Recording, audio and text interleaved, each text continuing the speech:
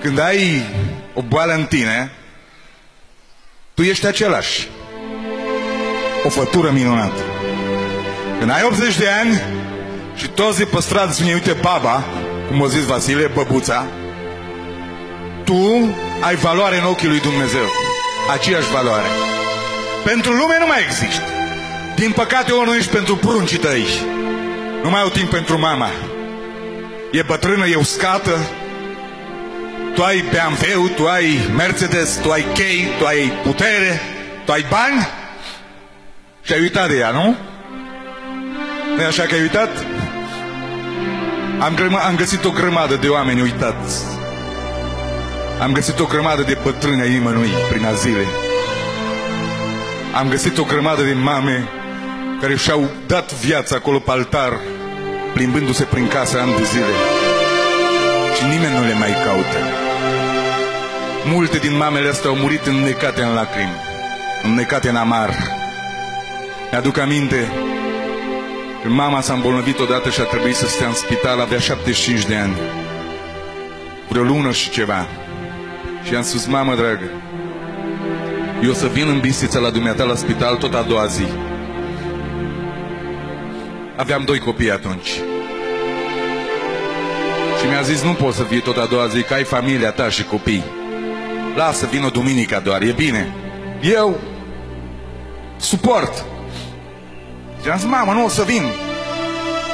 Noi locuim în Beclean, 36 de kilometri de Bistrița. Și a trecut o zi și a doua zi m-am suit în mașină și am plecat.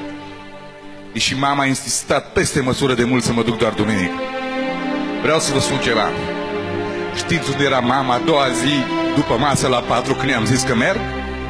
La poartă. Ea mi-a zis duminica. Eu am zis, poi mâine la 4 să aici. Dacă ea credea că eu mă duc duminica, nu era la poartă. Dar poi mâine mă aștepta. Și așa am făcut mult timp. La un moment dat o doamnă din salon mi-a zis, dumneavoastră aveți familie? Da. Aveți copii? Da. Și cum vă permite să veniți tot a doua zi să vizitați bătrâna asta de 75 de ani? Și am zis, stop, doamnă! Chiar m-am enervat. Stop, stop! Dar ce s-a întâmplat? Asta nu-i bătrână! Asta-i mama mea, înțelegi? Dumneata nu vezi că n-are numai oase și piele și venele le poți număra de la 1 kilometru? Femeia asta a născut 7 copii. Eu sunt ultimul. Viața ei și-a pus-o în joc ca eu să trăiesc și să am 1,87 m. Nu vă permit să spuneți asta despre mama. E ființa care iubesc și o prețuiesc.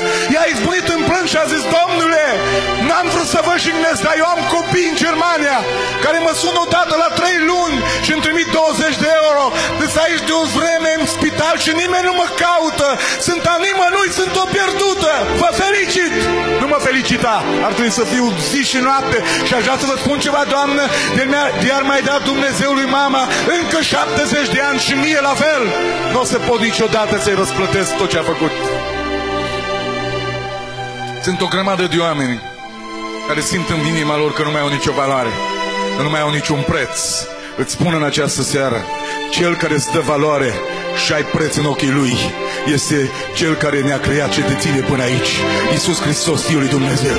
Ridică-te din orice boală, ridică-te din orice singurătate, ridică-te din orice durere, ridică-te din orice respingere, ridică-te din orice depresie, ridică-te de unde ești și spune, dacă copiii mă abandonează, dacă societatea mă abandonează, dacă biserica mă abandonează, dacă pastorii nu mă mai caută, dacă nimănui nu-i mai pasă, dacă nu mai reprezint pentru nimeni nimic, Cel care mă ține în mâna Lui zi și noapte este Cel care ține stelele, este Cel care ține luna, este Cel care ține universul întreg, este Cel care este Domnul domnilor și Împăratul împăraților. Numele Lui este Iisus Hristos Domnul. Iisus Hristos Domnul. Tu ești mai prețioasă decât vrăbile, tu ești mai prețios decât câinii de pe câmp. Ridică-te, crede în Iisus.